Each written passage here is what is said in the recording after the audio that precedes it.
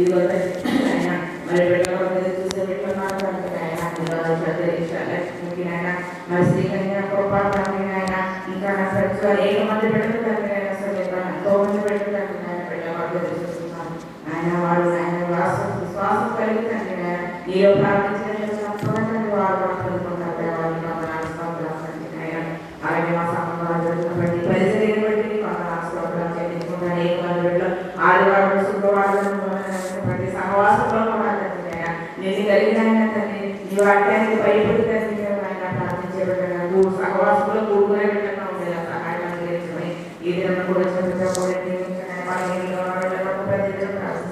బెడగాన్ని జ్ఞాపకం చేసుకుంటారు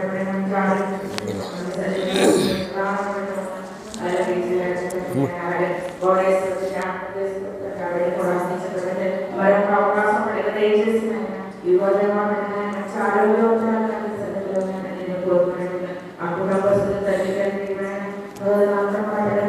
ప్రార్థించే తల్లిగా మేమందరం కూడా సంఘం గొప్ప కార్యాలు చేసే దేవుడు జ్ఞాపకం చేసుకుంటుంది ఆ బిడ్డ కూడా మంచి ఆరోగ్యంగా ఇచ్చేమని అడుగుతున్నాం బలహీనంగా మాట్లాడి చిన్న బిడ్డలైన ఆ బిడ్డలైనా మళ్ళీ చిన్న అవకాశం ఇచ్చి నా పని చేసుకోవడానికి బిడ్డలు పెంచుకోవడానికి ఆరోగ్యంగా ఇచ్చేమని ఈ విధంగా ఆశీర్వదించమని మీరే ప్రభావాలు పొందుతారని మాట్లాడుతున్నాము అడిగి పెట్టుకుంటున్నాం తండ్రి ఆమేన్. ఆ లైట్ అయినా లైట్ సూప్ లైట్ వేయండి. నువ్వు ఎలాగ ఈ వైర్ ఎలాగ తెప్పించు.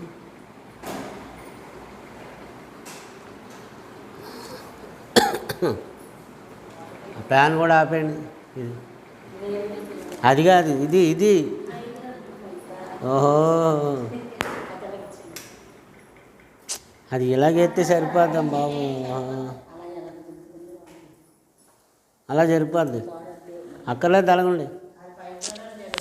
వెళ్ళండి వెళ్ళండి.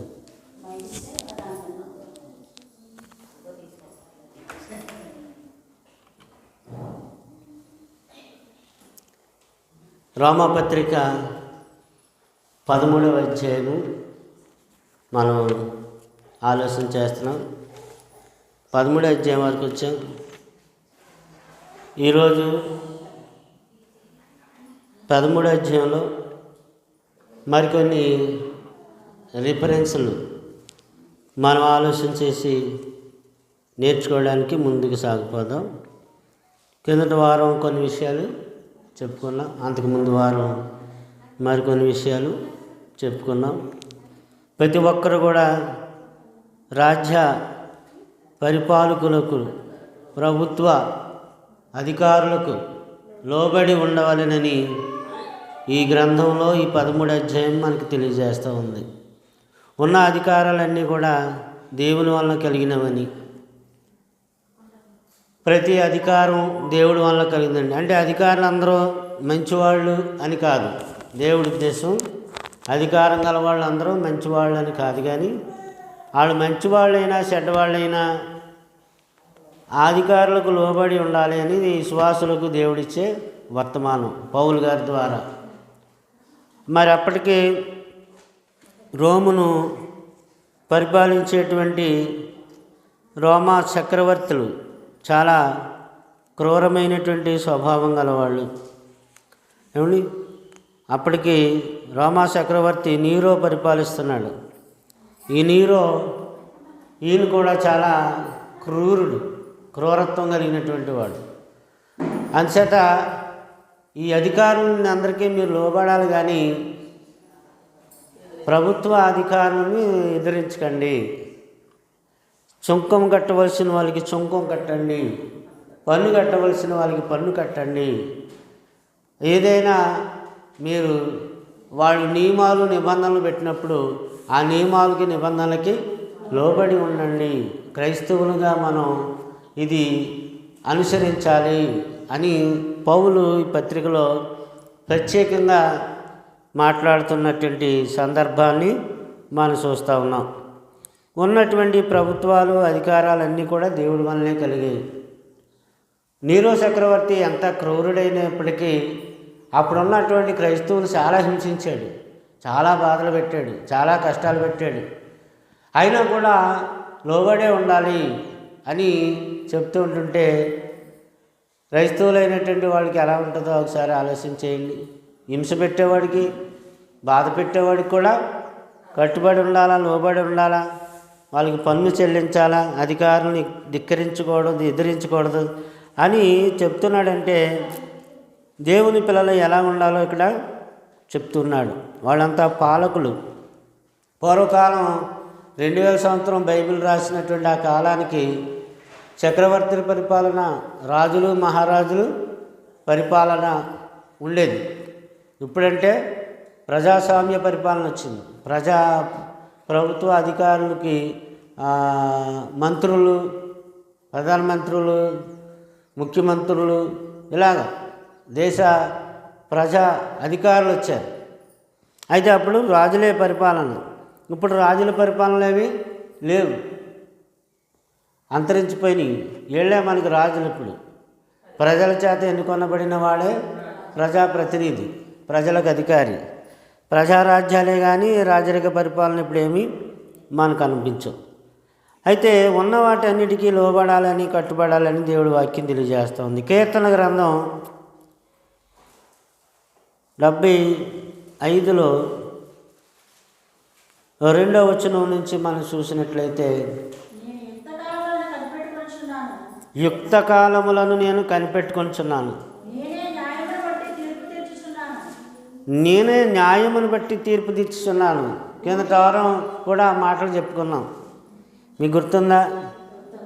యుక్త కాలములను కనిపెట్టుచున్నాడు అంటే ఒకవేళ ఏ రాజులైనా, ఏ ప్రభుత్వాలైనా దౌర్జన్యం చేసినా, క్రూరంగా నీరో చక్రవర్తి వలె మాట్లాడినా, నీరోలాగా క్రైస్తవులను చంపించి ఊచకోత కోసిన, దేవుడు అంటున్నాడు యుక్త కాలముల కొరకు నేను కనిపెడుతున్నాను. మీరు కంగారు పడకండి, సరైన కాలం వచ్చినప్పుడు నేను వాళ్ళకి ఎలా పనిష్మెంట్ ఇవ్వాలో, వాళ్ళకి ఎలాగా తీర్పు తీర్చాలో నేను తీరుస్తాను. యుక్త కాలముల కొరకు నేను కనిపెడుతున్నాను, నేనే న్యాయమును బట్టి తీర్పు తీర్చుచున్నాను. భూమి కానీ దాని నివాసులు కానీ లయమైనప్పుడు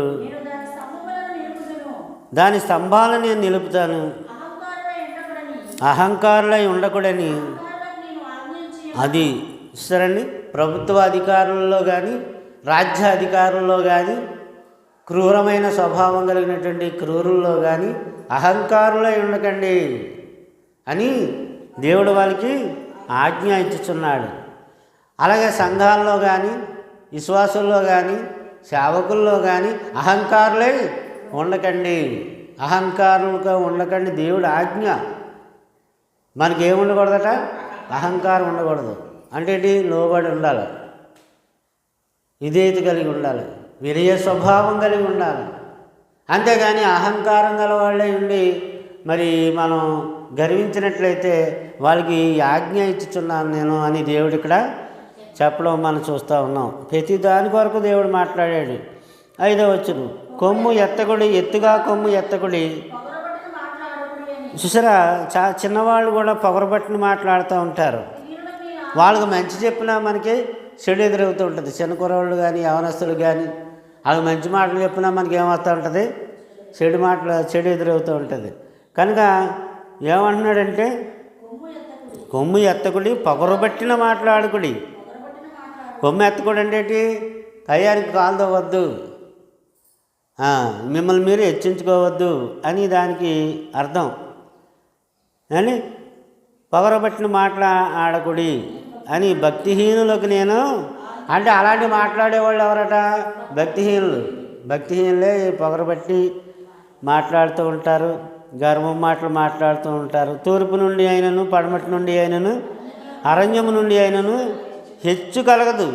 దేవుడు ఈ సంవత్సరంలో నిన్ను, నన్ను, మన అందరినీ హెచ్చించాలంటే అది తూర్పు నుండి, పడమటి నుండి, ఉత్తరం నుండి, దక్షిణ నుంచి రాదు. ఎలా అవుతుంది?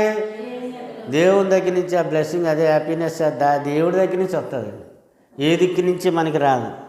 దేవుని ఆశీర్వాదం కానీ, హెచ్చింపు కానీ, దేవుని మహిమార్థమైనటువంటి మంచి నడిపింపు కానీ, దేవుడు వలన కలిగితే దేవుని పిల్లలారా ఆలోచించండి. కీర్తన గ్రంథం 3:3 కూడా చెప్తూ ఉన్నాడు, యెహోవా నీవే నాకు కేడుముగాను, నీవే నాకు అతిశయాస్పదముగాను, నాకు తల ఎత్తుకొని వాడువుగాను ఉన్నావు. చూసారా, నా తల ఎత్తువాడువుగా ఉన్నావు అంటే తల ఎత్తుకొని తిరగాలంటే ఎలా ఉండాలా? ఒకడు తల ఎత్తుకొని తిరగాలంటే వాడు పాపం లేని వాడే ఉండాలి, ఆడు దోషం లేని వాడే ఉండాలి, ఆడు ఏ విధమైన లోపం గలవాడైతే తలెత్తుకుని తిరగలేడు, చాటుని తిరుగుతాడు, ముసుగేసుకుని తిరుగుతాడు. ఆదామవ్వలు పాపం చేసినప్పుడు చెట్టు చాటున దాక్కున్నారు. దేవుడు వచ్చినప్పుడు మీరు ఎక్కడ ఉన్నారని అడిగాను. ఇదిగో మేము ఈ చెట్టు చాటున దాగుకొని ఉన్నాము అని చెప్పడం జరిగింది. కారణం ఏంటంటే వాళ్ళు పాపం చేశారు ఆల్రెడీ.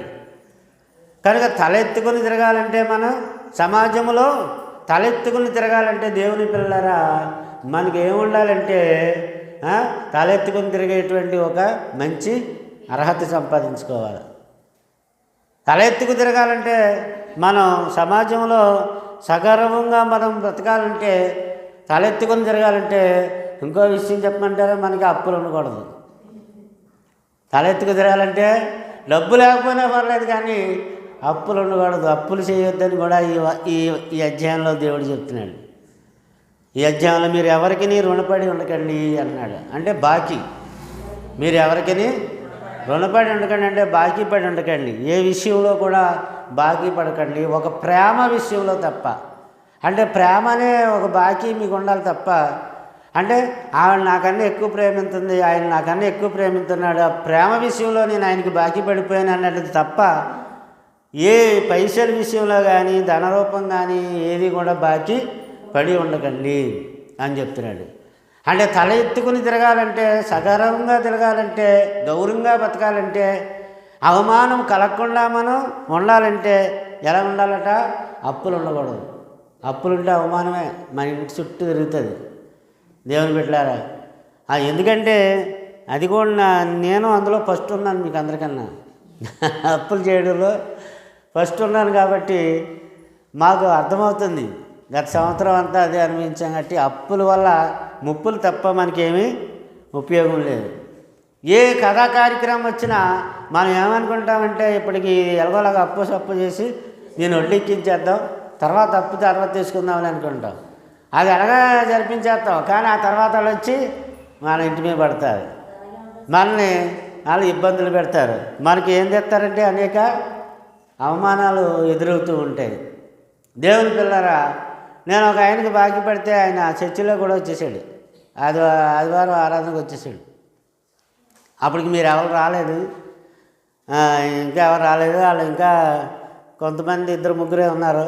వాళ్ళు అక్కడ నిలబడి నన్ను ఇలా పిలిచాడు. ఎక్కడికి వచ్చేసాడు? చర్చిలోకి వచ్చేసాడు. ఆయనకి దగ్గరికి వెళ్ళి నేను సమాధానం చెప్పి పంపించాను. మా ఇంటికి రావాలి, మీరు ఇక్కడికి రాకండి అని కూడా చెప్పాను. దేవుని పిల్లలు, ఎందుకంటే అవమానాలు ఇవన్నీ ఏంటండి, ఎక్కడికన్నా వచ్చేస్తారు, వాళ్ళు ఎక్కడన్నా ఆపుతారు, ఎక్కడన్నా అడుగుతారు. ఎందుకని అతనికి మనం బాకీ పడ్డాం, రుణపడ్డాం. ₹1 రుణపడినా కూడా ఇంటికి వచ్చేస్తారు, ఎక్కడికన్నా వచ్చేస్తారు. లేట్ అయితే వాళ్ళు నిఘా కూడా వేసేస్తారు, వీళ్ళు ఎక్కడికి వెళ్తున్నారు, ఎప్పుడు వెళ్తున్నారు, ఎప్పుడు వస్తారు, అది నిఘా కూడా వేసి వాళ్ళు వదలకుండా తిరుగుతారు. మరి ఇలాంటి అప్పుల్లోంచి బయటపడాలంటే మనం ఏం చేయాలి? జాగ్రత్తగా వినాలి. ఎక్కడ స్వీటీ, అప్పుల్లోంచి బయటపడాలంటే మనం ఏం చేయాలి చెప్పండి. అప్పుల్లో వదలగొట్టుకుని అప్పుల్లోంచి బయటపడాలంటే ఏం చేయాలి? విజయ్ స్వీటీ యవనస్తులు కదా, వీళ్ళు బుర్రలు బాగా పనిచేస్తాయని అడుగుతుంటే వాళ్ళకన్నా మీరే బాగా పనిచేస్తున్నారు. ఏంటి ఏం చేయాలి? అప్పుల్లోంచి బయటపడాలంటే ఏం చేయాలి? తిరిగి మళ్ళీ అప్పులు చేయాలి. నిజమండి, పాత అప్పులు తీర్చాలంటే మళ్ళీ కొత్త అప్పులు చేయాలి. ఎలాగంటే తిరిగి మళ్ళీ అప్పులు చేయడం ఎందుకంటే అప్పు తీర్చడానికి అప్పు ఎందుకు చేయాలంటే ఈ అప్పు ఎక్కువ వడ్డీకి ఉంది, ఈ అప్పును ఎక్కువ వడ్డీకి తెచ్చేసాం. దానివల్ల కట్టలేక చాలా ఇబ్బంది పడుతున్నాం. అప్పుడు ఏం చేయాలంటే ఇంకా తక్కువ వడ్డీకి ఎవరైనా ఇస్తే అక్కడ తీసుకుని ఎక్కువ వడ్డీ ఉన్నాయి ముందు తీర్చేసుకోవాలట. ఎక్కువ ఉన్నాయి అది తీర్చేసుకుని తగ్గుతుంది కదా, ఆ తగ్గినప్పుడు ఏం చేస్తాం, మిగతా దాన్ని కూడా ఇది కూడా మెల్లగా తీర్చుకోవాలట. కనుక అప్పు తీర్చాలంటే మరొక అప్పు చేయాలని అండి ఇక్కడ దేవుని గ్రంథంలో కూడా మనకి రాయబడుతుంది. ఆ సేవకుడు మరి ఎలీషా దగ్గర, ప్రవక్త దగ్గర ఆయన కూడా ఒక సేవకుడు. ఆ సేవకుడు వాళ్ళు చనిపోతాడు. చనిపోయినప్పుడు ఆ అప్పుల వాళ్ళందరూ వచ్చి ఆమె ఇంటి మీద పడతారు.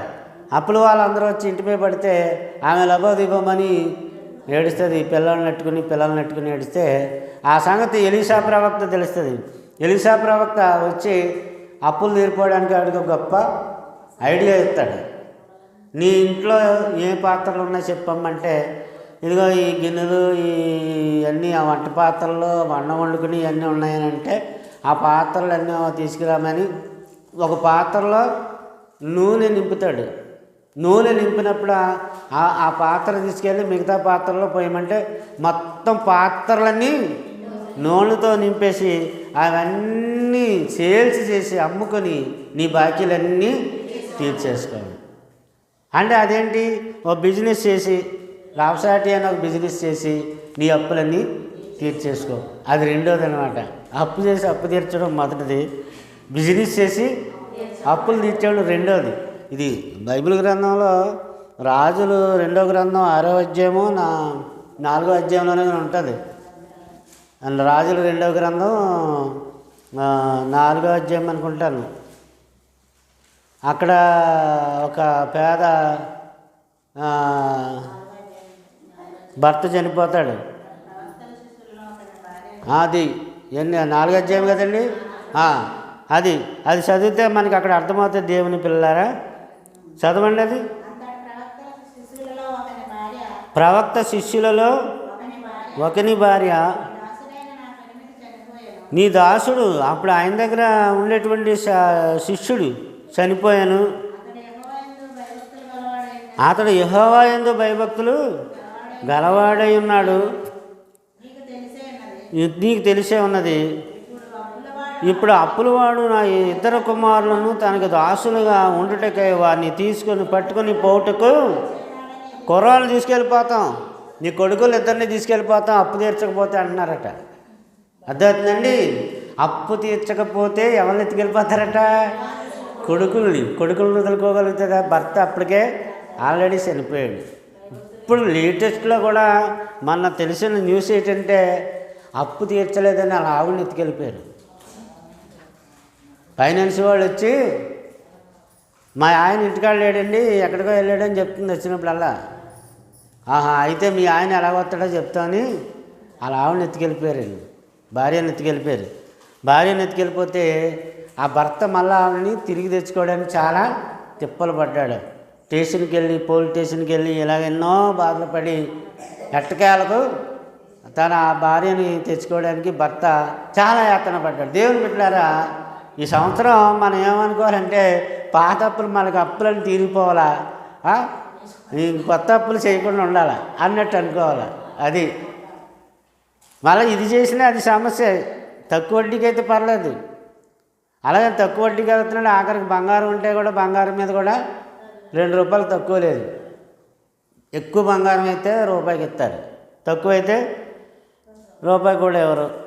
కనుక ఎలీషా ప్రవక్త ద్వారా చెప్పబడిన మాట ఏం చెప్పాడు? మంచి ఐడియా ఇచ్చాడు చూడండి. అప్పుల వాళ్ళు వచ్చారు, నా కొడుకుని ఎట్టుకెళ్ళిపోతారని అనుకుంటున్నాడు అన్నప్పుడు ఎలీషా, నా వలన నీకేమి కావాలను? నీ ఇంటిలో ఏమి ఉన్నదో అది నాకు తెలియజెప్పమనెను. అందుకు ఆమె, నీ దాసురాలైన నా ఇంట్లో నూనె కుండ ఒకటి ఉన్నది, అది తప్ప మరేది కూడా అదే ఇలా తీసుకురా, నీ దగ్గర ఏది ఉందో అది ఇలా తీసుకురా, నీ దగ్గర ఉన్నదాన్ని దేవునికి ఇయ్యి, అప్పుడు దేవుడు నీకు ఏమివ్వాలో అది ఇస్తాడు అని మంచి ఐడియా చెప్పాడు. నీ దగ్గర ఉన్న కొండ తీసుకురామంటే అప్పుడు నీవు బయటికి పోయి నీ ఇరుగు పొరుగు వారందరి యొద్ద దొరకగలిగినటువంటి వట్టి పాత్రలన్నీ, ఖాళీ పాత్రలు అన్నమాట, వట్టి పాత్రలన్నీ ఎరువు పుచ్చుకొనము. ఎరువు అంటే అప్పు చేసి పట్టుకురా అందాక తర్వాత ఇచ్చేదిగేది. అర్థమైందండి? అవన్నీ ఎరువు తీసుకురా. అప్పుడు నీవు నీ ఇంట్లోనికి వచ్చి నీవును నీ కుమారులను లోపల నుండి తలుపు మూసి ఆ పాత్రలన్నింటిలో కూడా నూనె పోసి నిండినవి ఒక తట్టున ఉంచమని ఆమెతో చెప్పగా. అంటే అక్కడ ఎంత అద్భుతం జరిగిందంటే మీకు ఆసామసిగా ఉందమో కానీ చాలా అద్భుతం అది. ఏంటండి నాగమణి గారు? అక్షయ పాత్ర తెలుసు కదా? అక్షయ పాత్ర అంటే ఏంటి? అందులో తరగదంట. అలా పోస్తూ ఉంటుంటే అంటే కొన్ని పాలు లేకపోతే కొంచెం ఏదో అందులో వేసి ఎలా పోసే కొలది అలా వస్తూ ఉంటాయండి, తరగవు. బోల్డ్ అని వస్తూ ఉంటుంది. అలా అక్షయ పాత్రలాడితే ఒకటి ఎనిసా వాళ్ళ ఇంట్లో ఏర్పాటు చేసేది. ఎంత అద్భుతం! మనకు కూడా అలాగే ఒక అక్షయ పాత్ర ఒకటి అంటే బ్రహ్మాండంగా సేవ చేసేద్దు, ఫ్రీగా పెడేద్దు. మోనాలు కానీ అవి కానీ ఒక అక్షయ పాత్ర మన ఇంట్లో ఉంటే ఒట్టి పాత్రలు తెచ్చుకొని, మట్టి పాత్రలు తెచ్చుకొని, ఇత్తడి పాత్రలు తెచ్చుకొని ఇంట్లో పెట్టుకుంటున్నారు మూర్ఖ విశ్వాసం గలవాళ్ళు. అవి దేనికి పనికిరావాయి, కోట్లు ఖర్చు పెడుతున్నారంటే వాటి కోసం, అక్షయ పాత్రల కోసం. మన టీవీలో చూపించాడు, ఆడెవడో ₹1 ఖర్చు పెడితే ఇక కోట్లు వచ్చేస్తాయి మీకు ఈ పాత్ర అంటే. ఆడి పూజలు పునస్కారాలు యజ్ఞాలు యాగాలు చేసి కోట్లు ఖర్చు పెట్టి ఆ పాత్ర తెచ్చుకున్నాడు. దానివల్ల వాడికి ఏమి ఉపయోగం కనపడక ఆ కుటుంబంలో వాళ్ళందరూ ఆత్మహత్య చేసుకుని చచ్చిపోయారు. దేవుని బిడ్డలారా, అలాంటి మూఢనమ్మకాలు నమ్మకూడదు. ఇక్కడ దేవుడు ఇచ్చేటువంటి ఒక అక్షయ పాత్ర, నీ పాత్రలన్నీ నింపబడినటువంటివన్నీ ఒక తట్టు ఉంచు, ఖాళీగా ఉన్నటువంటి పాత్రలన్నీ ఒక తట్టున ఉంచు అని చెప్పాడు. ఆమె అతని యొద్ద నుండి పోయి తానును కుమారులను లోపల నుండి తలుపు వేసి కుమారులు తెచ్చిన పాత్రలలో నూనె పోసింది. దైవజనుడు చెప్పినట్టు పాత్రలన్నీ నిండిన తర్వాత ఇంకా పాత్రలు తెమ్మని ఆమె కుమారుతో చెప్పగా వాడు మరేమీ లేవమ్మా అని చెప్పేశాడు. అంతలో నూనె అది ఇంకా పాత్రలు ఉంటే ఇంకా వచ్చాను అక్షయ పాత్రలు లాంటిది అనమాట. ఒక అద్భుతం అనమాట అది. అలాంటి అక్షయ పాత్రలు ఉంటే మనకి ఈ బాధలు లేకపోదు. కానీ ఏంటంటే అలాంటి అక్షయ పాత్ర కనుక నిజంగా ఉంటే దేవుని బిడ్డలారా, ప్రతి అప్పు తీరిపోద్ది, ప్రతి లోటు తీరిపోద్ది, ప్రతి ఒక్కరికి గిన్నె నిండిని పొంగి పొరులునట్టు పొరులుతూ ఉంటుంది. కానీ మనకి దేవుడు కూడా ఒక అక్షయ పాత్ర ఇచ్చాడు. ఆ అక్షయ పాత్ర అదృశ్యంగా ఉంది, మన కంటికి కనబడటం లేదు. ఏంటా అక్షయ పాత్ర? నీ విశ్వాసమే అక్షయ పాత్ర. కానీ విశ్వాసం ఎలా లేదు? గిన్నె నిండి పొంగి పొరలేదుగా లేదు, ఎక్కడో అట్టడుగుని కొంచెం ఉంటుంది కానీ దాన్ని సరిపోతలేదు. అది అందనటువంటి వాటిగా ఉన్నటువంటి అవిశ్వాసంగా ఉన్నటువంటి విశ్వాసంగా చాలా మందిలో కనబడుతుంది. కానీ నిజంగా పాత్రలన్నీ కూడా నూనెతో నిండిపోయినప్పుడు వాళ్ళు ఆ పాత్రలన్నీ కూడా ఏం చేశారు? అమ్ముకొని, మరి దైవజనుడు చెప్పినట్టుగా ఏమండి, ఆమె దైవజనుడైన అతని యొద్దకు వచ్చి సంగతి తెలియజెప్పగా అతడు నీ పోయి ఆ నూనెను అమ్మి నీ అప్పులు తీర్చి మిగిలిన వాటితో నీవు నీ పిల్లలను బ్రతకండి ఆమెతో ఆ గొప్ప సలహా చెప్పాడు. గొప్ప అద్భుతం చేశాడు అక్కడ. దేవుని పిల్లలు ఆలోచించండి. ఆ రోజు ఎప్పుడో జరిగింది, వాళ్ళకి జరిగిందండి అని అనుకోవద్దు. ఈరోజు ఇంకో రూపంగా జరుగుతుంది. ఆ రోజు ఆ రూపంగా వాళ్ళకి జరిగింది, ఈరోజు ఇంకో రూపంగా జరుగుతుంది. అది దాని ఊబి నుంచి, అప్పుల ఊబిలో నుంచి మనం బయటపడడానికి మార్గాన్ని దేవుడు చూపించాడు. కానీ ఆ మార్గం మనకి కనబడక మన కనులకు అది మరుగైనందువలన మనం ఏమవుతున్నామంటే అప్పుల ఊబిలో చిక్కుకుంటున్నాం. ఒక అడుగు తీసేసరికి ఇంకొక అడుగు ఊబిలోనికి దిగిన పరిస్థితి ఎలా ఉంటుంది? ఊబిలోనికి దిగితే అదంతా ఊబ, దొంగ ఊబ తెలుసు కదా మీకు. అది గడ్డిలాగా ఉంటుంది, పైన నేలేమనుకుని అడిగేస్తే దిగిపోతే ఈ కాలు దిగిపోద్ది, ఈ కాలు దిగితే ఈ కాలు దిగిపోద్ది. అక్కడ నేల దొరకదు కనుక ఊబిలోని దిగిపోతుంది. అప్పు కూడా అలాంటిదే. ఈ అప్పు చేయడానికి ఇంకొక అప్పు చేస్తాం, ఇంకొక అప్పు చేయడానికి ఇంకొక అప్పు చేస్తాం. దానికన్నా ఎక్కువ తెస్తారు వడ్డీకి, అది తప్పు. తక్కువ తేవచ్చు, తప్పులేదు. కానీ 2 రూపాయలు వడ్డీ తెచ్చినాక 4 రూపాయలు వడ్డీ తెచ్చాడు అనుకోండి, అప్పుడేమవుతుంది? అప్పుడు ఇంకా తీవ్రమవుతుంది. పెనం మించి పొయ్యిలో పడినట్టు ఉంటుంది. అలా కాదు, దేవుడు నిజంగా జ్ఞానం ఇచ్చినటువంటి పరిస్థితిని జ్ఞానవంతురాలు తన ఇల్లు చక్కబెట్టును. జ్ఞానవంతురాలు అయితే ఏం చేస్తుందంటే, చక్కబెట్టడం అంటే ఏంటి? ఆ కుటుంబం గౌరవం, ఆ కుటుంబం మర్యాద, ఆ కుటుంబం యొక్క సమృద్ధి, అభివృద్ధి, ఆర్థికంగా ఆశీర్వాదం ఇవన్నీ కలిగించుకుంటుంది జ్ఞానం కలిగి స్త్రీ అండి. కనుక ఒక దినమందు ఎలీషా ఇలాగ చెప్పినటువంటి ఆ మాటను బట్టి ఆమె ఏం చేసింది? నీ పిల్లలను ఏమండి నీవును అప్పు తీర్చేసుకోండి. ఆమె దైవజనుడైన అతని ఎద్దకు వచ్చి సంగతి తెలియజెప్పగా, అతను నువ్వు పోయి ఆ నూనెను అమ్మి నీ అప్పు తీర్చి మిగిలిన దానితో నీవును నీ పిల్లలను బ్రతకండి. అది నీవును నీ పిల్లలను బ్రతకండి, ఆ అప్పులను తీర్చేసి చక్కగా బతకండి, హ్యాపీగా బతకండి. బతకనాకే దేవుడు నీకు ఇచ్చాడు, కానీ అప్పులు చేసి తిప్పలు పడి ఆత్మహత్యలు చేసుకోవడానికి దేవుడు నీకు ఇవ్వలేదు. దేవుని పిల్లలు ఆలోచించండి. దేవుడు సెలవిచ్చిన మాట ఇది. ఎలీషా గారు చెప్పిన మాట ఎవరి మాట? దేవుడు చెప్పిన మాట. కీర్తన గ్రంథంలో దావీదు గారు కూడా ఒక కీర్తన రాశారు. కీర్తన గ్రంథం 37:21 దేవుని పిల్లరా 37వ కీర్తన ఒక అద్భుతమైనటువంటి మాట రాశాడు. భక్తిహీనులు అప్పు చేసి తీర్చక ఇందురు, నీతిమంతులు దయాదాక్షిణ్యములు కలిగి ధర్మమిత్రులు. వండర్ఫుల్ అండి. ఆదివారం కూడా చెప్పాలి అంటే దేవుడికి చాలా తక్కువ మంది వచ్చారు, కానీ ఆదివారం కూడా అలాంటి మాటలు చెప్పాలి. భక్తిహీనులు అంట, భక్తి లేనివాళ్ళు, దేవుడి పట్ల సరైన విశ్వాసం లేని వాళ్ళు భక్తిహీనులు అంటే. సరైనటువంటి జ్ఞానం, దేవుని జ్ఞానం సరిగా లేనటువంటి వాళ్ళు, దేవుడి సన్నిధికి సరిగా రానటువంటి వాళ్ళు, దేవుణ్ణి మహిమపరచినటువంటి వాళ్ళు, దేవుణ్ణి గణపరచినటువంటి వాళ్ళు, ఆ భక్తిహీనులు అప్పు చేసి తీర్చక ఉందరు, నీతిమంతులు దయాదాక్షిణ్యములు కలిగి ధర్మమిత్తరు. చూసారా? నీతిమంతులు ఏం చేస్తారట? దయాదాక్షిణ్యములు కలిగి ధర్మమిత్తరు. ఇతరులకు సహాయపడతారు, వాళ్ళకి ధర్మం చేస్తారు.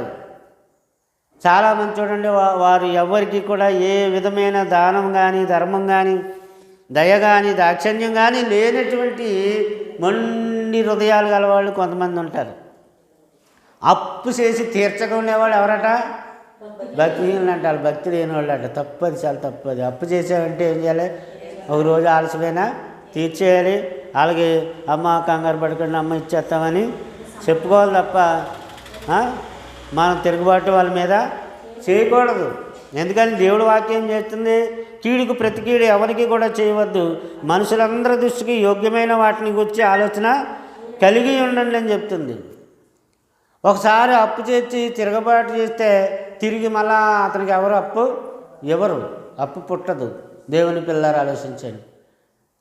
అందుచేత నీతిమంతులుగా దేవుడిని నమ్మిన పిల్లలుగా మా చేతనైనంత మట్టుకు దేవుడి వాక్యానికి లోబడి ఏం చేయాలా?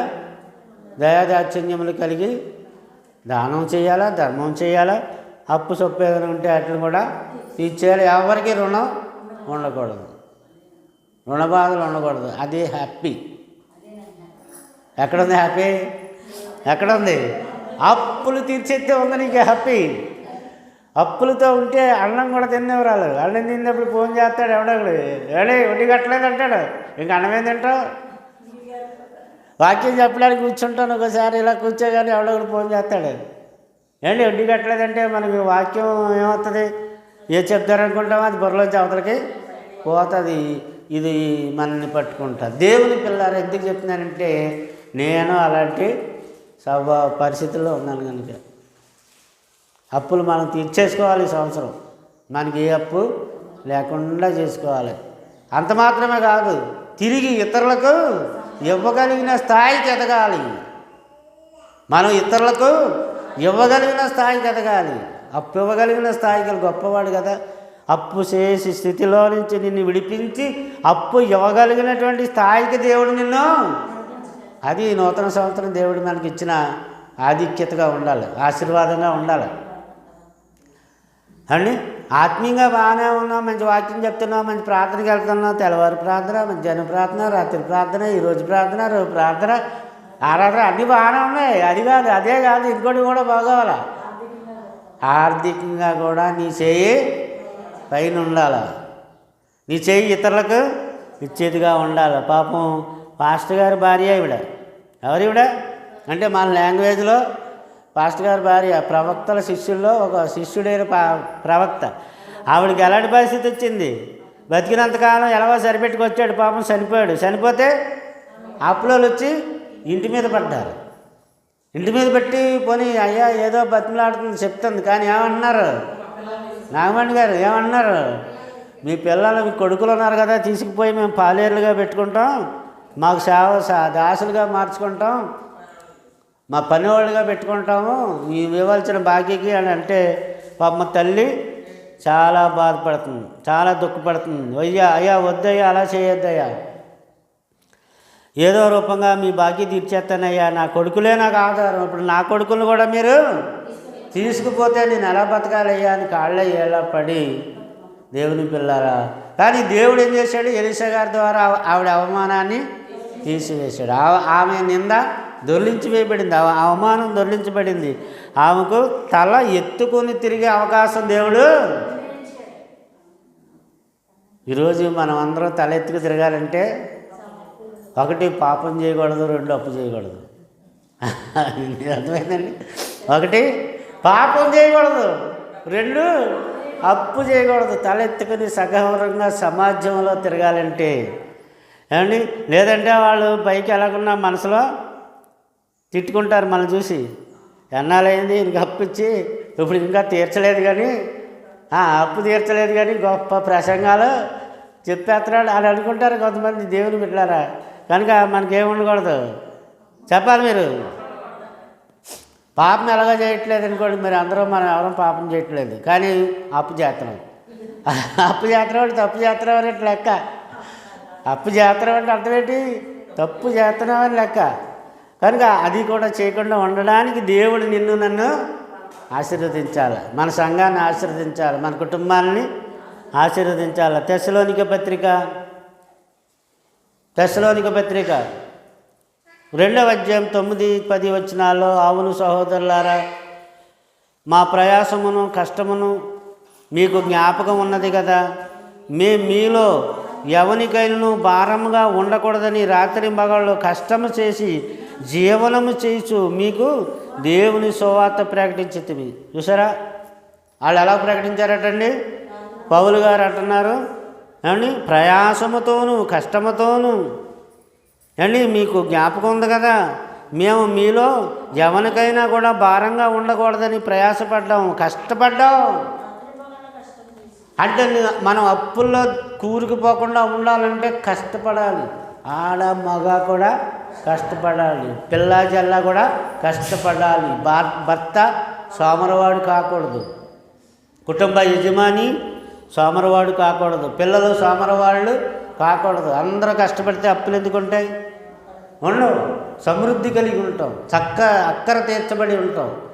అంత మాత్రమే కాక మనం మళ్ళా మిగులుతుంది, కొంత పక్కన వేసుకోగలుగుతాం, కొంత బ్యాంకులో బ్యాలెన్స్ కూడా మనకి ఉంటుంది.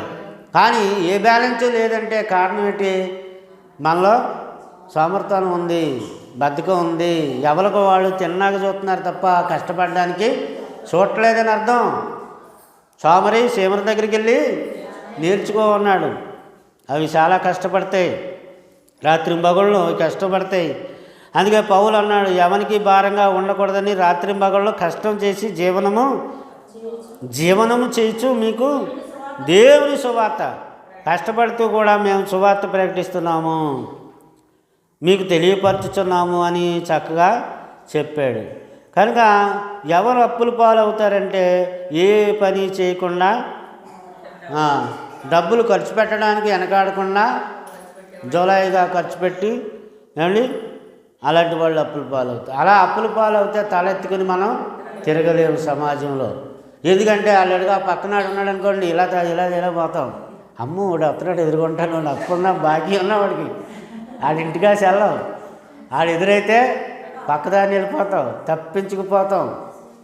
ఎందుకని మనలో ఏముంది? లోపం ఉంది. అందుకని ఏం చేస్తాం? అది అయితే సర్వసాధారణంగా అప్పు లేకుండా ఎవడో బతకలేడు. కానీ ఏదో అప్పు అందరూ చేస్తారు, మనం నేను చేస్తున్నాను, అప్పు లేని వాళ్ళు ఎలా ఉండరు అందరికంటే. కానీ అవన్నీ మనకు అనుభవాలు. అంటే ఈ అనుభవంతో నువ్వు గుణపాఠం నేర్చుకొని వచ్చే రోజుల్లో నువ్వు దాన్ని చేయకుండా ఉండు, అందులో పడకుండా ఉండని దేవుడు చెప్పడానికి కొన్నిసార్లు గాఢాంధకారపు లోయల గుండా మనల్ని దేవుడు నడిపిస్తూ ఉంటాడు. కనుక దైవజనుడు చెప్పిన మాట, ఎవరు చెప్పిన మాట? దేవుడు చెప్పిన మాట. దేవుడు చెప్పిన మాట ప్రకారంగా ఏం చేసింది ఆమె చేసింది. ఇంకో మాట మళ్ళీ జ్ఞాపకం చేసుకుందాం దేవుని బిడ్డ. ఈ సంవత్సరం మళ్ళీ మనం అద్భుతమైన వాక్యాలు చెప్పుకుందాం. ఈ నూతన సంవత్సరం మళ్ళీ ఇంకా ఆసక్తిగా మంచి మంచి అంశాలు మనం బోధించుకుందాం, నేర్చుకుందాం, దేవుడి జ్ఞానాన్ని సంపాదించుకుందాం. 31st నైటు అలాగే అద్భుతమైన పాఠం అని చెప్పుకున్నాం. నీ మీద నుంచి అది గెలగాలంటే దొర్లించబడుట, చక్రం అది తిరిగి దొర్లించబడింది. అలాగా మన ప్రాబ్లమ్స్ అన్నీ ఏం చేయాలా? దొర్లించవేయబడాలి. ఒక రాయి దొర్లించబడినట్టు, ఒక బండ దొర్లించబడినట్టు మనకున్న భారాలన్నీ, ఆ అప్పుల ముప్పులన్నీ దొర్లించబడాలి. మనం వాటి నుంచి విడిపించబడాలి. ఇంకో మాట చూద్దాం. యెహోషువ గ్రంథం 5వ అధ్యాయం 12వ వచనం. యెహోషువ గ్రంథం 5వ అధ్యాయం 12. మరునాడు వారు ఈ దేశపు పంటను తినుచుండగా మన్నా మాయమైపోయాను. నిన్నే చెప్పుకున్నాం, మన్నా మాయమైపోయాననే మాట కూడా నిన్నే మనం చెప్పుకున్నాం. ఆ యొక్క మన్నా మాయమైపోయిన తర్వాత ఇశ్రాయేలీలకు మన్నా దొరకకపోయాను. ఆ సంవత్సరమున వారు కానాను దేశపు పంటను తినిరి. మన్నా మాయమైపోయిన తర్వాత ఏం చేయాలి? ఇప్పుడు మన్నా అంతా చక్కగా ఆకాశం నుంచి కురిసింది. ఆకాశం నుంచి కురిసి కష్టపడకుండా వాకట్లో పడింది, గుమ్మంలో పడింది. రోజు ఉదయాన్నే వెళ్ళి ఆ యొక్క మన్నా తెచ్చుకుని వాళ్ళు తిన్నారు, తృప్తి పొందారు. నాగమణి గారు వచ్చారు చూడండి, కొంచెం నాగరాజు గారు వచ్చారు, నాగమణి. కనుక దేవుని పిల్లలు వాళ్ళు తృప్తిగా తిన్నారు, త్రాగారు, చక్కగా బతికారు. మన్నా దొరకలేదు. ఇప్పుడు ఏం చేయాలి? పాత్రలు పెట్టుకుని వచ్చేసారు ఉదయాన్నే మన్నా ఎత్తుక్కోనాకి. అది చక్కగా కొత్తిమీర గింజల వల్లే ఉండి చక్కగా ఈ పారిజాతి పువ్వులు రాలితే చెట్టు కాడ అలా రాలిపోయి ఉండేది మన్నా. చక్కగా గంపల నిండా ఎత్తుకొని ఇంటికి పాత్రలతో పట్టుకెళ్ళిపోయి తినేసేవారు. చక్కని ఆహారం, ఆరోగ్యకరమైన ఆహారం భుజించేవారు. కానీ ఆ రోజు చూసేసరికి మన్నా పడలేదు. మన్నా పడకపోతే వాళ్ళు ఆశ్చర్యపోయారు. ఏది మన్నా పడలేదు? మన్నా టైం అయిపోయింది బాబు, ఎంతకాలంకి వచ్చింది తింటావు? ఎంతకాలం నువ్వు సోమర్తనంగా ఉంటావు? ఆకాశం నుంచి దేవుడు ఆహారం కురిపెత్తింటే నోరు చాపుకొని హాయిగా కూర్చుని తింటున్నావే. ఇక నువ్వు కష్టపడు. దేవుని వర్తమానం అండి ఇది. దాని లోతుల్లోనికి ఆలోచించాలి మనం. మన్నా ఆగిపోయిందంటే ఏంటి? వారు అయ్యలారు ఈసారి మీరు పొలం తినండి. అది ఆ తుప్పలు, పిచ్చి మొక్కలు పెట్టినటువంటి ఆ బీడు భూములు సాగు చేయండి, వ్యవసాయం చేయండి, పంట పండించండి. ఆ పంట తెచ్చుకొని మీరు చక్కగా కడుపు నిండా అన్నం తినండి, పండించండి, కష్టపడండి, తోటలు వేయండి, మొక్కలు నాటండి. చిన్న మొక్క నాటితే అది చిన్న విత్తనం నాటితే అది చెట్టు అవుతుంది. చెట్టు మహావృక్షం అయిపోద్ది. ఉత్సవం ఎన్ని కాయలు అయిపోద్ది? బోళ్ళని కాయలు. కానీ మనం నాటడానికి మనకి తలవ లేదు, పండించడానికి మనకి పొలము లేదు. ఒక మొక్క నాటడానికి కూడా ఈరోజు ఇంటి దగ్గర పెరట్లో నాటుకుని చక్కగా పెరట్లోనే కూరగాయలు పండించుకునేవారు. పెరట్లోనే పళ్ళు, కాయలు, ఏ కాయలు కాదు, బొబ్బస్కాయలు కానీ, సపటి పళ్ళు కానీ, అండి రకరకాల పళ్ళు పట్టించుకుని పెరట్లో పళ్ళు, పెరట్లో కాయలు, పెరట్లో కూరగాయలు, పెరట్లోనే ఆకుకూరలు, తోటకూర, గోంగూర, ఇలాంటి కూరగాయలు అన్నీ, ఆకుకూరలు అన్నీ పండించుకుని తినేవారు పైసా ఖర్చు లేకుండా ఒకనొక కాలంలో. ఇప్పుడు అసలు ఖాళీ ప్లేస్ ఏది? అన్ని గచ్చులు. మొక్క అయినాక అవకాశం లేని టైల్స్ కూడా వేసేస్తున్నారు. కార్లు ఎట్టుకోనాక చూస్తున్నారు కానీ మొక్క అయినాకి చూస్తలేదు. దేవుని పిల్లారా, కనుక ఏమైపోతుంది? అందుకే అన్నీ ఏమైపోయాయి? పిరిమైపోయాయి. కనుక ఇక్కడ ఏమైంది? మన్నా ఆగిపోయింది. పంట పండించుకుని తినమన్నాడు ఆ సంవత్సరం. అంటే ఆ సంవత్సరం మీరు కష్టపడాలి. ఇక నుంచి కష్టపడితేనే కానీ మీకు తిండి దొరకదు. పొలాన్ని పండిస్తేనే, సేద్యం చేస్తేనే కానీ మీకు పంట రాదు. కనుక మీరు ఏం చేయాలి? కనుక ఈ మంచి మంచి ఆహారాలు దేవుడు ఇచ్చినప్పుడు మీరు ఇదిగో ఎలా ఉన్నప్పుడు దీన్ని తినేటప్పుడు ఇది జ్ఞాపకం చేసుకుని దేవుని స్తుతించండి, దేవుని మహిమపరచండి. దేవుని బిడ్డలారా ఆలోచన చేయండి. నెహెమ్యా గ్రంథం 9వ అధ్యాయం 20-21 వచనాల్లో, వారికి బోధించుటకు నీవు ఉపకార ఆత్మను దయచేసేటివి, నీవిచ్చిన మన్నాను ఇయ్యక మానలేదు, వారి దాహమునకు ఉతకమిచ్చితివి. దాహం తీర్చడానికి నీళ్ళు ఇచ్చాడు, తినడానికి ఆహారంగా మన్నాని ఇచ్చాడు. ఆ కాలంలో దేవుడు వాళ్ళకి నిజంగా అరణ్యములో ఏమీ తక్కువ కాకుండా 40 సంవత్సరములు వారిని పోషించితివి. వారి వస్త్రములు పాతగిల్లిపోలేదు, వారి కాళ్లకు వాపు 40 years. 40 సంవత్సరాలు. ఎన్ని సంవత్సరాలు అండి? 40 సంవత్సరాలు మన్నా కురిపించి వాళ్ళని పోషించి, వాళ్ళకి ఆహారాన్ని ఇచ్చి, తాగడానికి నీళ్ళు ఇచ్చి, తినడానికి తిండినిచ్చి కాపాడిన దేవుడికి వాళ్ళు లోబడకుండా తిరుగుబాటు చేశారు, వ్యతిరేకులయ్యారు. అందుకే దేవుడు అన్నాడు, ఆకాశం ఆలకించము, భూమి ఎలియకము, నేను పిల్లలను పెంచి గొప్పవాళ్ళుగా చేశాను, వాళ్ళు నా మీద తిరుగుబాటు చేశారు. వీళ్ళు ఎలా తయారంటే ఎద్దు కన్నా తీవ్రంగా తయారు, గాడిద కన్నా భయంకరంగా తయారు. గాడిద తన కామందుని ఎరుగును, ఎద్దు తన యజమానిని ఎరుగును. నా ప్రజలు నన్ను ఎరగలేదు, నా కష్టాన్ని ఎరగలేదు, నా ప్రేమను వాళ్ళు ఎరగలేదు, నా పట్ల వాళ్ళు కృతజ్ఞత కలిగి ఉండలేదు, దౌర్భాగ్యులయ్యారు, మూర్ఖులయ్యారు అని దేవుడు ఎంత బాధపడ్డాడు. దేవుని బిడ్డలారా, 40 years, 40 సంవత్సరాలు కంటికి రెప్పలా కాపాడుకున్నాడు. వాళ్ళు తొడుక్కున్నటువంటి బట్టలు మాయలేదు, సిరిగిపోలేదు, వాళ్ళు తొడుక్కున్న చెప్పులు అరిగిపోలేదు. ఎంత అద్భుతంగా పోషించాడు. చెప్పులు అరిగిపోలేదట, బట్టలు మాసిపోలేదట అండి. వాళ్ళు ఏ కష్టము లేకుండా 40 సంవత్సరాలు చక్కగా మన్నాని తిని బతికారు. ఈరోజు మన్నా ఆగిపోయింది. అయ్యో, ఎవరో నీకు బ్యాంక్ బ్యాలెన్స్ చేస్తున్నారు అనుకోండి, నెలకు ఒక 20,000 30,000 బ్యాంకులో మీ అకౌంట్లో, నెలకి ఒకడు ఒక 50,000 వేస్తున్నాడు. ఎవడో వేస్తున్నాడు అనుకోండి, నెలకి ఎంత పడుతుంది? 50,000 పడుతుంది మీ నెలలో అకౌంట్లో. చాలా కాలం నుంచి, చాలా సంవత్సరాల నుంచి అలా ఒక 10 సంవత్సరాలు వేసాడు అనుకుందాం. 10 సంవత్సరాలు పడింది, హ్యాపీగా తిన్నావు, హ్యాపీగా ఎంజాయ్ చేసావు. అయితే ఒకరోజు అది ఆగిపోయింది, బ్యాలెన్స్ పడ్డం ఆగిపోయింది. ఆ మరుసటి రోజు వెళ్ళి చూసుకుంటావు, పడలేదండి, ఏం పడలేదమ్మా, రాలేదండి, ఏం రాలేదమ్మా అని అంటే ఆ తర్వాత మన పరిస్థితి ఎలా ఉంటుంది? అయ్యో, ఇప్పుడు నేను ఎలా బతకాలా? ఇప్పుడు దాకా దీని మీదే ఆధారపడి బతికేసాను, హాయిగా కూర్చొని తినేసాను, ఏం చేయాలని ఎంత బెంగపడిపోతావు. అలాగే దేవుని పిల్లలరా, దేవుడు కనుక ఇచ్చేది కనుక ఆగిపోతే, దేవుడి నుంచి వచ్చేది కనుక ఆపేస్తే మనం ఏమైపోతాం? మన పరిస్థితి ఏంటి? అందుకే దేవునికి ఏం కలిగి ఉండాలా? కృతజ్ఞత కలిగి ఉండాలా. Thanks giving father, thanks giving Jesus, thanks for everything, thanks for every day, thanks for every month. ప్రతి రోజును బట్టి, ప్రతి నెలను బట్టి, ప్రతి వారమును బట్టి తండ్రి నీకు కృతజ్ఞతలు చెల్లిస్తున్నాం. పోషిస్తున్నావు, సంరక్షిస్తున్నావు, ఆరోగ్యం ఇస్తున్నావు. ఒకవేళ హాస్పిటల్ పాలైతే నాకు వైద్యం చేసుకోవడానికి కూడా నా దగ్గర ఏ స్తోమత లేదు, అయినా కూడా నువ్వు మమ్మల్ని కాపాడుతున్నావు కదా తండ్రి అని ప్రార్థన చేయాలి. 40 సంవత్సరాలు ఇక మానలేదు దేవుడు. తిరుగుబాటు చేసిన ఇస్తానే ఉన్నాడు, ధిక్కరించిన ఇస్తానే ఉన్నాడు, కృతజ్ఞత రాకపోయినా ఇస్తానే ఉన్నాడు. కానీ ఎంతకాలం ఇస్తాడు? ఆపేశాడు మన్నాని. మన్నా ఆగిపోయింది. ఇప్పుడు ఏం చేయాలా?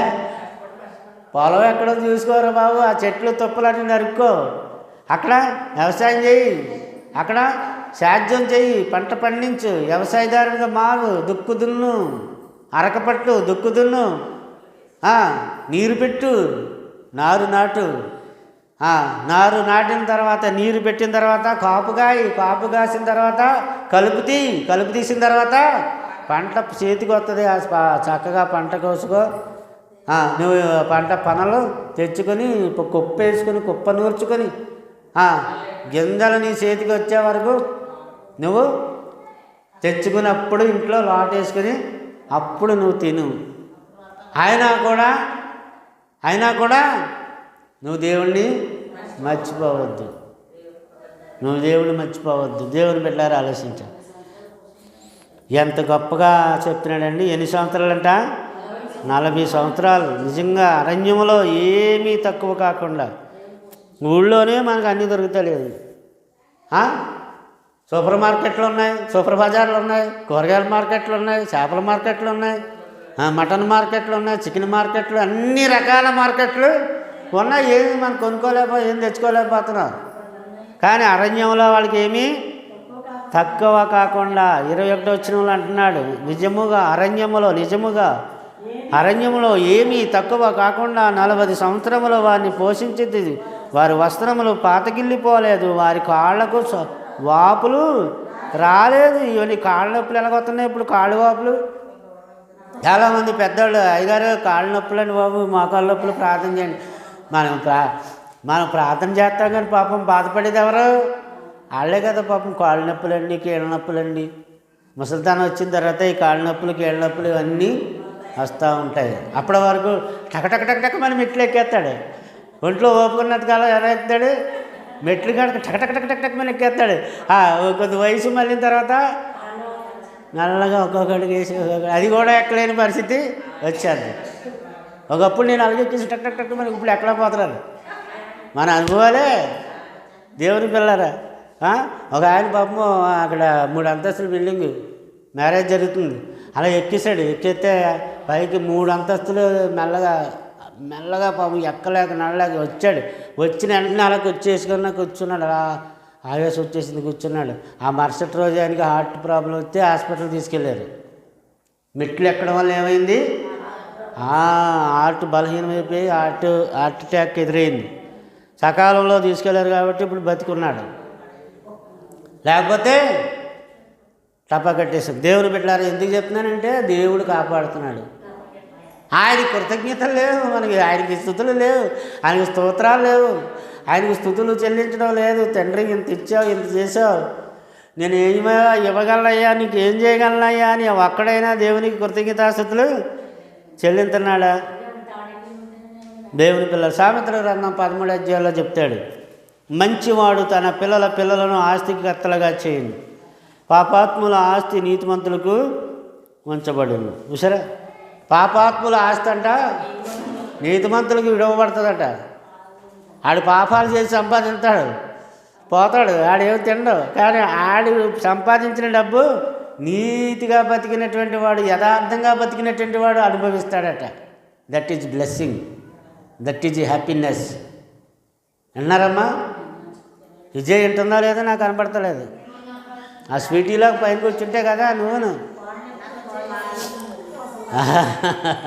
నీకు అప్పుడే కాళ్ళు నొప్పులా? దేవుడికి పెట్టారు, ఆలోచన చేయండి. అయ్యి కనుక ఒంట్లో మేము కుర్రోళ్ళలాగా ఉన్నప్పుడు మెట్లు పరిగెత్తుకుని ఎక్కేవాళ్ళు, మామూలుగా కాదు.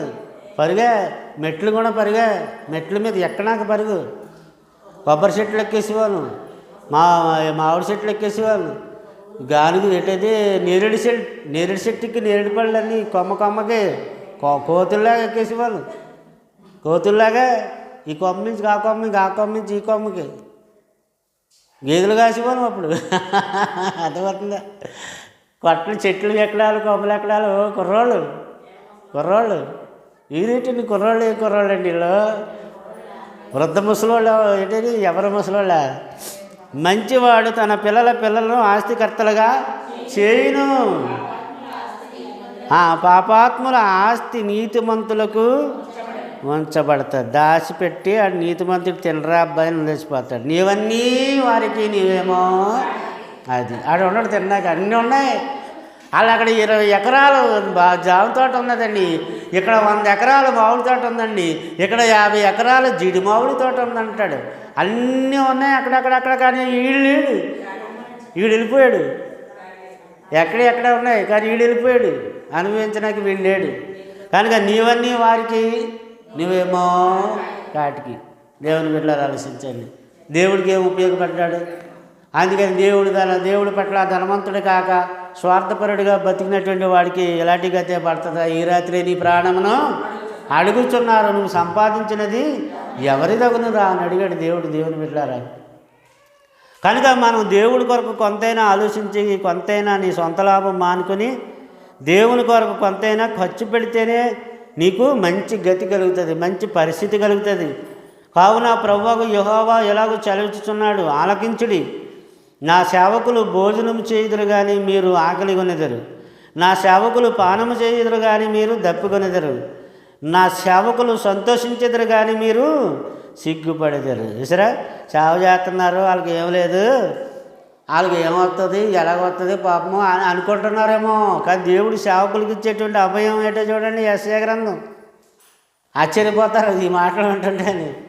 సేవకులకు ఇచ్చే అభయం ఏంటో చూడండి. ఏమీ లేకపోయినా, వాళ్ళు ఏమి సంపాదించుకోకపోయినా దేవుడు ఇచ్చిన ఆధిక్యత ఏంటి చూడండి దేవుడి సేవకులకి. యెషయా గ్రంథం 65:13-14 వచనాల్లో ఈ చక్కని అద్భుతమైనటువంటి మాటలు మనకు కనపడుతూ ఉన్నాయి. దేవుని పిల్లారా, యెహోవా ఎలాగూ సెలవిచ్చుచున్నాడు, ఆలకించుడి. నా సేవకులు భోజనము చేయుదురు కానీ మీరు యూదులు, ఆనాటి యూదుల కోసం చెప్తున్నాడు, వాళ్ళు హేళన చేసేటువంటి యూదులు, దేవుణ్ణి నమ్మనటువంటి యూదులు, ఇశ్రాయేలీలు, వాళ్ళందరి కొరకు చెప్తున్నాడు.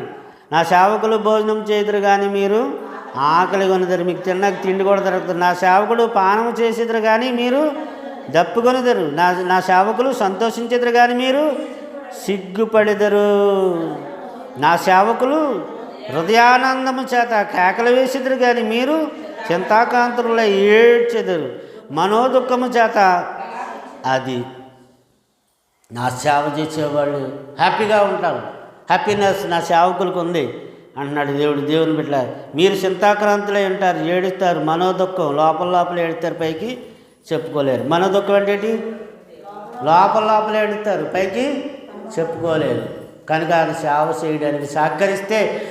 చేయడానికి సహకరించిన వాళ్ళని కూడా దేవుడు జీవగ్రంథంలో వాళ్ళ పేర్లు రాయబడి వాళ్ళు కూడా దేవుడు సంతోషపరుస్తాడు, వాళ్ళకి కూడా హ్యాపీనెస్ ఇస్తాడని దేవుడు వాక్యం తెలియజేస్తాడు. మీరు దేనిని గూర్చి మీరు దేనిని గూర్చి కష్టపడలేదో దానిని కోయుటకు మిమ్మను పంపితిని. ఇతరులు కష్టపడితే మీరు వారి కష్టఫలంలో ప్రవేశించున్నారని చెప్పాను యేసు ప్రభు. అంటే నువ్వు దేవుడు పని చేస్తే నీవు పొలం దున్నక్కర్లేదు, నువ్వు పంట వేయనక్కర్లేదు, నువ్వు నాటనక్కర్లేదు, నువ్వు పనులు మోయనక్కర్లేదు, కుప్పలు వేయనక్కర్లేదు, కుప్పలు నువ్వు నూర్చనక్కర్లేదు. కానీ సమృద్ధి అయిన భోజనం నీ దగ్గరికి వస్తుంది. అర్థమవుతుందండి? సమృద్ధి అయిన ఆహారం నీ దగ్గరికి వస్తుంది, నీ పాదాల దగ్గరికి. ఎప్పుడో తెలుసా? నువ్వు దేవుడి సేవలో ఉన్నప్పుడు, దేవుడి సన్నిధిలో ఉన్నప్పుడు, దేవుడి సహవాసంలో ఉన్నప్పుడు. మొదట ఆయన రాజ్యాన్ని నీతిని వెతకనప్పుడు అవన్నీ యేసుప్రభు చెప్పిన మాటలే. దేవుని పిల్లలు మన సొంత మాటలు కాదండి, సొంత మాటలు కాదు. చూడండి, యోహాను సువార్త 4వ అధ్యాయంలో మంచి మాట చెప్పాడు యేసుప్రభు వారు. 38వ వచనం, 4వ అధ్యాయం యోహాను సువార్త 4వ అధ్యాయం 38. మీరు దేనిని గూర్చి కష్టపడలేదో దానిని మీరు కోస్తారు. అర్థమైందండి? ఇప్పుడు చెప్పాను కదా, మీరు దుక్కు తున్నలేదు, నారు నాటలేదు, పంట మీరు పనులు మోయలేదు, ఏమీ కష్టపడలేదు. అయినా కూడా మీరు ఏం చేస్తారు? ఇతరులు కష్టపడిది మీరు వారి కష్టఫలములలో అది ఇల్లు అడిగట్టాడు నివాసం నువ్వు చేస్తావు. అదే వంట అడిగేసాడు, నువ్వు భోజనం చేస్తావు. పంట ఆడి పండించాడు, కానీ భోజనం నీకు దొరుకుతుంది, మనకు దొరుకుతుంది. ఓహో, ఏంటండి అంటే నువ్వు దేవుని పనిలో ఉన్నావు కనుక వాళ్ళు కష్టపడి నీ కోసం తెచ్చి పెడతారు. నువ్వు దేవుడి కోసం కష్టపడితే దాని అర్థం అదే. ఇంకా పైకి కిందకి ఎంత చదివితే మీరు అర్థమైందండి. ఇది మీరు కష్టపడొద్దని కాదు దాని అర్థం. దేవుడి కొరకు మీరు కష్టపడండి, మీకు తిండి పెట్టడానికి వేరొకరు కష్టపడతారు. ఎలా ప్రభువా, ఈ మొన్నే కదా భోజనాలు పెట్టాము, మీటింగ్ పెట్టుకున్నాము, చాలా డబ్బులు ఖర్చు అయ్యి, మరి ఇప్పుడు మళ్ళీ జనవరి 1 అందరూ ఎంత వేసినా ఎంత కొంత వేసినా మళ్ళా మనకి ఎంతో కొంత ఖర్చు అవుతుంది. ఎలా ప్రభువా భోజనాలు ఇవన్నీ ఎలాగా ఒడ్డెక్కించాలా, ఎలా గట్టెక్కాలా అని. ఇంకేముంది, 10 రోజులు ఉంది, 10 రోజులు ఎలా తింటారనుకుంటే నరసింహరావు అన్నాడు, నేను పెడతానండి భోజనాలు. హోస్ట్గా నిలబడ్డాడు. దేవుడి కృప వల్ల చక్కగా గట్టెక్కించాడు. అంటే మేము దేవుడి కోసం కష్టపడుతున్నాం కాబట్టి. ఇంకొక ఆయన కష్టపడి సంపాదించిన దాన్ని దేవుని పిల్లలకి ఖర్చు పెట్టించాడు. ఆయనకి బ్లెస్సింగే, మనకి బ్లెస్సింగ్. ఆయనకి ఆశీర్వాదమే, మనకి ఆశీర్వాదమే. దేవుని బిడ్డలారా ఆలోచించి, ఈరోజు ఆయన కావచ్చు, రేపొద్దున మీరు కావచ్చు, ఎవరైనా కావచ్చు, కానీ ఇది ఎవరి మాట? ఇది నా మాట కాదు. కనుక వారికి ఇక మీదట ఆకలి అయినను దాహమైనను ఉండదు, సూర్యుని ఎండ అయినను ఏమండి వారికి వడగాలి అయినను వారికి తగలదు. ఎప్పుడు అలాంటి సత్కార్యాలు చేసినట్టంటే వాళ్ళకి పరలోకంలోకి వెళ్ళిన తర్వాత ఇక వాళ్ళకి ఏ ఎండ తగలదు, ఏ కష్టం ఉండదు, వాళ్ళకి ఏ నష్టం ఉండదు. వాళ్ళకి ఎండ దెబ్బ తగలదు. ఎనగా సింహాసనమును మధ్య నుండి గొర్రెపిల్ల వారికి కాపరి అయి జీవజలముల బుగ్గల యొద్దకు వారిని నడిపించిన దేవుడే వారి కనుల నుండి ప్రతి బాష్ప బిందువును తుడిచివేయును. ఓహో, వండర్ఫుల్ వర్డ్స్ అండి. ఈ దేవుని బిడ్డలారు ఈ మాటలు మీకు ఎలాగున్నాయి కానీ నాకైతే చాలా అద్భుతమైనటువంటి మాటలు. అప్పులు తీరాలంటే ఏం చేయాలా? మళ్ళీ అప్పు చేయాలి. అంటే ఏంటి? ఎక్కువ వడ్డీ ఉన్న అప్పు తీర్చడానికి తక్కువ వడ్డీ ఉన్న అప్పు చేయాలి అవసరాన్ని బట్టి. లేదు కాదు ఆ అప్పులు ఈ అప్పులు ఏది లేదు, తీర్చేయాలని వ్యాపారం అన్నా చేయి, వ్యవసాయం అన్నా చేయి, కష్టపడు, లేకపోతే చిన్న జాబ్ చేయి, చిన్న ఉద్యోగం చేయి, ఏదో చేయి. చేసి ఏం చేయాలి? నువ్వు అప్పు లేకుండా బతకడమే గొప్ప. మా నాన్న చచ్చిపోయి ఎక్కడ ఉన్నాడు తెలదు కానీ ఏంటండి ఇంటికి వచ్చేవని వాడు అంటే రే యశో అనేవాడు. ఇలాగ ఏడరా ఏది అప్పులు చేస్తున్నావు పులోమని. అలా అప్పు చేసేసి అల్లది కొనేస్తా, అప్పు చేసేసి ఇల్లుది కొనేస్తావు, అల్లది కొనేస్తావు, అప్పు చేయొద్దని చెప్పారా అనేవాడు. మా నాన్న అప్పు చేసేవాడు కాదండి, అతనిలో ఉన్న గొప్ప అదే. భయపడిపోయేవాడు అప్పు చేయడానికి. మళ్ళీ మా అమ్మకి లేదు, ఎవరికి లేదు. మేమందరం కూడా ముందుంటాం. మా నాన్న మాత్రం అప్పు చేసి కలో గింజో తాగేవాడు కాదు, అప్పు చేసి చేయనిచ్చేవాడు కాదు. అయినా మేము లెక్క చేయకుండా అప్పులు చేసేసేవాడు. కనుక దేవుడి బిడ్డలు దేవుడు చెప్పిన మాట కూడా ఒకసారి మనం ఏం చేస్తాం? దేవుడు చెప్పినా కూడా ధిక్కరించి ఎవరికాళ్ళే ఏం చేస్తాం? నా ఇష్టం నాది, నా అప్పులు నేను చేసుకుంటాను, నువ్వేం తీరుతావా అంటావని. మంచి మాట చెప్పినవాడు కూడా మీద ఏం చేస్తాం? కనపడతాం. కనుక దేవుని బిడ్డలారా, సరే బాబు నువ్వు అలాగే తిను, అలాగే తాగు, అలాగే తిరుగు అని వదిలేసినవాడు ప్రేమ ఉన్నవాడా? ఒరే ఎలా చేయకురా, ఎలా చేయితే నీకు బతుకు బాగోదురా. ఇస్రాయేల్ గారు కూడా అలాగే పాపం అందరికీ చెప్పేవారు. అంటే ఆయన అంటే ఎవరికి ఇష్టం ఉండేది కాదు. ఉన్నమాట ముఖం మీద ఆడేసేవాడు. ఎలాగైనా సరే ముఖం మీద చెప్పేసి ఎదురుకుంటా చెప్పేసి. అలా కొంతమంది ఆ పూర్వీకులు భయపడేవారు. డబ్బులు ఖర్చు పెట్టడానికి కానీ అప్పులు చేయడానికి కానీ భయపడేవారు. ఇప్పుడు ఎవరికి భయం లేదు. భక్తి ఎచ్చలెత్తలు చేసేస్తున్నారు అప్పులు. రాణి శబ్దం ఏం చేస్తాడేంటి అని అహంభావంతో మాట్లాడడం కాదు. దేవుని బిడ్డలారా, మనం ఏం చేసుకోవాలంటే ఎప్పటికప్పుడు నీ కొమ్ము హెచ్చించబడాలి. నీవు తలెత్తుకుని తిరగాలి అని అంటే సమాజంలో గౌరవంగా మర్యాదగా నువ్వు బ్రతకాలంటే ఒకటి నువ్వు పాపం చేయకూడదు, 2 అప్పు చేయకూడదు. మన దేవుడు వర్తమానం నేను ముఖ్యంగా మీకు చెప్తే లేదు, మాకు నేను చెప్పుకుంటున్నాం. ఇది ఫస్ట్ మాకు వర్తింతుంది, ఆ తర్వాతే మీకు. అయినా కూడా ఇది నా నోట పలికించేది కూడా దేవుడే. ఇలా ఉండరు అబ్బాయిని నాకు చెప్తున్నాడు, ఇలా ఉండే అమ్మాయి అని మా ఆవిడికి చెప్తున్నాడు. ఎందుకంటే మేము కూడా అలాగే ఉన్నాం. దేవుని బిడ్డలారా, నేను బాగోవాలా, నా సంఘం బాగోవాలా, నేను బాగోవాలా, మా సంఘ కుటుంబాలు బాగోవాలా, వాళ్ళు వర్ధిల్లాలా, మేము వర్ధిల్లాలి, మేము వర్ధిల్లాలా, మీరు వర్ధిల్లాలి, అందరూ వర్ధిల్లాలంటే యేసయ్య మాట వినాలి, దేవుని మాట వినాలి, త్రోసివేయకూడదు. కనుక ఇదే అంశాన్ని రాత్రి మరలా ఇంద్రానగరంలో చక్కగా చెప్పబోతూ ఉన్నాను. అక్కడ అందరికీ 7 గంటలకల్లా వచ్చామని చెప్పాను. కనుక మీరందరూ ప్రార్థన చేయండి. మరి ఇంద్రానగర్లో ఈరోజు ప్రత్యేకంగా మీటింగు జరుగుతుంది. మీ అందరికీ వందనాలు. ప్రార్థన చేసుకుని ముగించుకుందాం. మహాపరిశుద్ధుడా, పరమ తండ్రి, సర్వశక్తిమంతుడా, గొప్ప మాటలు, మంచి మాటలు మాకు అందించారు తండ్రి. మీకు స్తోత్రాలు తండ్రి. నేను కూడా ఈ మాటలను బట్టి తండ్రి నాయనా నిన్ను స్తుతిస్తున్నాను, నిన్ను కనపరుస్తున్నాను, మహిమపరుస్తున్నాను తండ్రి. నీ వాక్యం ద్వారా నాతో మాతో మాట్లాడి ఈ అనేకమైన తెలియకో తెలుసో ఊబిలోకి చిక్కిపోతున్నాం తండ్రి. నాయన మాకు అప్పించిన వారిని కూడా మేము బాధ పెట్టకూడదు, వాళ్ళకు కూడా తీర్చేసి సంతోషపెట్టాలి. అటువంటి జ్ఞానము, తెలివి, ఇక అప్పు చేయకూడదనేటువంటి తెలివి, జ్ఞానం మాకు అందరికీ అనుగ్రహించమని, తిరిగి ఇవ్వగలిగే స్థితికి నడిపించమని, ఈ వాక్యం నీ బిడ్డలు అర్థం చేసుకునే జ్ఞానం దయచేయమని క్రీస్తు ప్రభు నామాన్ని ఈ ప్రార్థన మిక్కిలి వినయముగా అడిగి వేడుకొంచున్నాము తండ్రి. మన తండ్రి అయిన దేవుని ప్రేమ, కుమారుడు యేసుక్రీస్తు వారి కృప, పరిశుద్ధాత్మ దేవుని సన్నిధి సదాకాలం మనందరికీ తోడైండి కాపాడును గాక. ఆమేన్. అందరికీ వందనాలు. God bless you.